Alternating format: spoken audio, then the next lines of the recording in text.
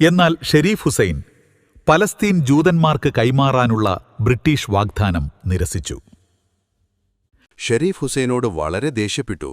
നമ്മുടെ പാവയായ നീ നമ്മുടെ വാക്കുകൾക്ക് വില കൽപ്പിക്കുന്നില്ല. എന്നിട്ടും ഷെരീഫ് ഹുസൈൻ പലസ്തീൻ വിട്ടുകൊടുക്കാൻ തയ്യാറായില്ല. ഇത് കണ്ട ബ്രിട്ടീഷ് സാമ്രാജ്യം ഷെരീഫ് ഹുസൈനുള്ള എല്ലാ പിന്തുണയും പിൻവലിച്ചു.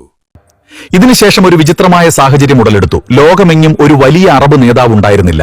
ഇതൊക്കെ നടന്നുകൊണ്ടിരിക്കുമ്പോൾ ഒരു യുവ അറബ് നേതാവ് ഇതിന്റെ നേട്ടമെടുക്കാൻ ശ്രമിച്ചു. സൗദ് രാജവംശത്തിലെ രാജാവ് അബ്ദുൽ അസീസ്. എന്നാൽ അബ്ദുൽ അസീസ് ഷെരീഫ് ഹുസൈനിൽ നിന്ന് തികച്ചും വ്യത്യസ്തനായിരുന്നു. അദ്ദേഹത്തിന് ഒരു ആശങ്കയും ഉണ്ടായിരുന്നില്ല. ലോകത്തിൽ നിന്ന് അവസാനിച്ചാൽ അങ്ങനെയാകട്ടെ, ജൂതന്മാർക്ക് പലസ്തീൻ ലഭിച്ചാൽ അങ്ങനെയാകട്ടെ. അറബിയുടെ രാജാവാകുക എന്നതായിരുന്നു അദ്ദേഹത്തിന്റെ ഒരേയൊരു ആഗ്രഹം. ബ്രിട്ടീഷുകാർക്ക് അങ്ങനെയുള്ളൊരു മുസ്ലിം നേതാവിനെയായിരുന്നു ആവശ്യമായിരുന്നത്. സ്വന്തം കാര്യം മാത്രം നോക്കുന്ന, മറ്റു മുസ്ലിങ്ങളെ പരിഗണിക്കാത്ത ഒരു സ്വാർത്ഥ മുസ്ലിം നേതാവ്. അതുകൊണ്ട് ഷെരീഫ് ഹുസൈനുള്ള പിന്തുണ പിൻവലിച്ചുകൊണ്ട് ബ്രിട്ടീഷുകാർ അബ്ദുൽ അസീസിനെ സർവ്വശക്തിയും ഉപയോഗിച്ച് പിന്തുണച്ചു. അതിനുശേഷം മക്കയും മദീനയും കീഴടക്കാൻ അബ്ദുൽ അസീസ് തന്റെ സൈന്യവുമായി വേഗത്തിൽ റിയാദിൽ നിന്നും പറഞ്ഞയച്ചു.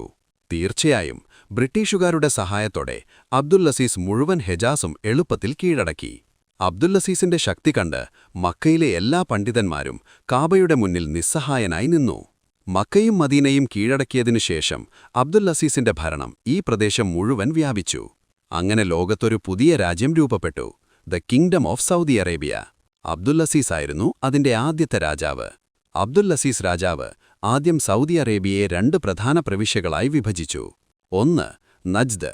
ഇതിൽ റിയാദ് സൗദി രാജവംശത്തിന്റെ തലസ്ഥാനമായിരുന്നു. അദ്ദേഹം തന്റെ മൂത്ത മകൻ സൗദ് ബിൻ അബ്ദുൽ അസീസിനെ അതിന്റെ ഗവർണറായി നിയമിച്ചു. രണ്ടാമത്തെ ഭാഗം ഹിജാസ് ആയിരുന്നു. അവിടെ ഇസ്ലാമിന്റെ ഏറ്റവും പുണ്യസ്ഥലം മക്കയും മദീനയുമായിരുന്നു. രാജാവ് തന്റെ രണ്ടാമത്തെ മകൻ പ്രിൻസ് ഫൈസലിനെ ഇവിടെ ഗവർണറായി നിയമിച്ചു. സൗദി അറേബ്യ ഒരു രാഷ്ട്രമായ ഉടൻ തന്നെ സൗദി അറേബ്യയോട് വളരെ അടുത്തുള്ള ഒരു രാജ്യമായ ബഹ്റൈനിൽ ആദ്യത്തെ എണ്ണക്കിണർ കണ്ടെത്തി. ഇത് കണ്ട അബ്ദുൽ അസീസ് തന്റെ ഇംഗ്ലീഷ് സുഹൃത്തുക്കളോടൊപ്പം സൗദി അറേബ്യയിൽ എണ്ണക്കിണറുകൾ തിരയാൻ തുടങ്ങി. പക്ഷേ അടുത്ത 6 വർഷം തിരഞ്ഞിട്ടും ഒരു തുള്ളി എണ്ണ പോലും അവർക്ക് കണ്ടെത്താനായില്ല. ഈ ഇംഗ്ലീഷ് ശാസ്ത്രജ്ഞൻ പിന്നീട് തന്റെ പുസ്തകത്തിൽ എഴുതി, ഒരു ദിവസം അറേബ്യയിലെ മരുഭൂമിയിൽ ഒരു ദരിദ്രൻ അദ്ദേഹത്തിന്റെ അടുക്കൽ വന്നു. ഞങ്ങളുടെ കൈകൾ പിടിച്ച് അയാൾ സൗദി അറേബ്യയിലെ ദമ്മാം പ്രദേശത്തേക്ക് ഞങ്ങളെ കൊണ്ടുപോയി. അവൻ പറഞ്ഞു, ഇവിടെ അന്വേഷിക്കൂ, നിങ്ങൾ എന്താണോ അന്വേഷിക്കുന്നത് അതിവിടെ കിട്ടും. അങ്ങനെ സൗദി അറേബ്യ ലോകത്തിലെ ഏറ്റവും വലിയ എണ്ണ നിക്ഷേപം കണ്ടെത്തി. അബ്ദുൽ അസീസ് വളരെ ഭാഗ്യവാനായിരുന്നു. സൗദി അറേബ്യയിൽ എണ്ണ നിക്ഷേപം കണ്ടെത്തിയ 1 വർഷത്തിനു ശേഷം ലോകത്തിലെ ഏറ്റവും വലിയ യുദ്ധമായ 2ാം ലോകമഹായുദ്ധം ആരംഭിച്ചു. ഈ കാരണത്താൽ ലോകം മുഴുവൻ എണ്ണയുടെ ആവശ്യകതയിലായിരുന്നു. ഇത് കണ്ട കിങ് അബ്ദുൽ അസീസ് ലോകമെമ്പാടും സൗദിയുടെ എണ്ണ വിൽക്കാൻ തുടങ്ങി. ഇത് സൗദി വ്യവസ്ഥയുടെ 2000 മടങ്ങ് വർധനവിന് കാരണമായി. അപ്പോഴേക്കും അബ്ദുൽ അസീസ് ഒരു ദരിദ്ര രാജാവിൽ നിന്ന് ലോകത്തിലെ ഏറ്റവും ശക്തനായ രാജാവായി മാറി. 2ാം ലോകമഹായുദ്ധത്തിൽ ജർമ്മനിയുടെ അഡോൾഫ് ഹിറ്റ്ലർക്കെതിരെ അബ്ദുൽ അസീസ് അമേരിക്കയ്ക്കൊപ്പം ഉറച്ചുനിന്നു.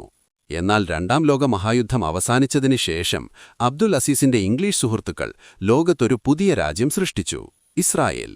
ഇസ്രായേൽ നേതാവ് അവരുടെ സ്വാതന്ത്ര്യം പ്രഖ്യാപിച്ച ഉടൻ തന്നെ, അതായത് 1 ദിവസത്തിനു ശേഷം, ഓൾമോസ്റ്റ് എല്ലാ അറബ് രാജ്യങ്ങളും ഒരുമിച്ച് ഇസ്രായേലിനെ ആക്രമിച്ചു. എല്ലാ അറബ് രാജ്യങ്ങളും ഇസ്രായേലിനെതിരെ യുദ്ധം ചെയ്യുമ്പോൾ ലോകത്തിലെ ഏറ്റവും ശക്തനായ അറബ് രാജാവ് അബ്ദുൽ അസീസ് ഒളിച്ചിരിക്കുകയായിരുന്നു. അബ്ദുൽ അസീസിന്റെ പക്കൽ ധാരാളം പണവും വലിയ ഒരു സൈന്യവുമുണ്ടായിരുന്നു. പക്ഷേ പലസ്തീനെ രക്ഷിക്കാൻ അദ്ദേഹം ഒരു നടപടിയും എടുത്തില്ല. പക്ഷേ 800 സൗദി യോദ്ധാക്കൾ സ്വമേധയാ ഇസ്രായേലിനെതിരെ പോരാടിയിട്ടുണ്ട്. എന്നാൽ സൗദി ഭരണകൂടത്തിൽ ആകെ ഒരാൾ മാത്രമേ പലസ്തീനു വേണ്ടി ശബ്ദിച്ചുള്ളൂ. അസീസിന്റെ മകൻ പ്രിൻസ് ഫൈസൽ ഐക്യരാഷ്ട്രസഭയിൽ എഴുന്നേറ്റുനിന്ന് ഇസ്രായേലിനെ അംഗീകരിക്കുന്നില്ല എന്ന് പറഞ്ഞു. എന്നാൽ കുറച്ചു വർഷങ്ങൾക്ക് ശേഷം അബ്ദുൽ അസീസ് രാജാവ് മരണക്കിടക്കയിലായി. മരിക്കുന്നതിനു മുൻപ് അബ്ദുൽ അസീസ് തന്റെ സുഹൃത്തുക്കളോട് പറഞ്ഞു, തനിക്ക് ശേഷം സൗദി അറേബ്യയുടെ രാജാവ് സൗദല്ല ഫൈസലായിരുന്നുവെങ്കിൽ എന്ന് ഞാൻ ആഗ്രഹിക്കുന്നു. എങ്കിലും അവസാന നിമിഷങ്ങളിൽ അബ്ദുൽ അസീസ് ഫൈസലിനെ തന്റെ അടുക്കൽ വിളിച്ചുവരുത്തി തന്റെ സഹോദരൻ സൗദിനോട് വിശ്വസ്തത പുലർത്തണമെന്ന് 7 തവണ സത്യം ചെയ്യിച്ചു. അതിനുശേഷം അബ്ദുൽ അസീസ് മരിച്ച ഉടൻ തന്നെ സൗദി അറേബ്യയുടെ രാജാവായി അധികാരമേറ്റെടുത്തു.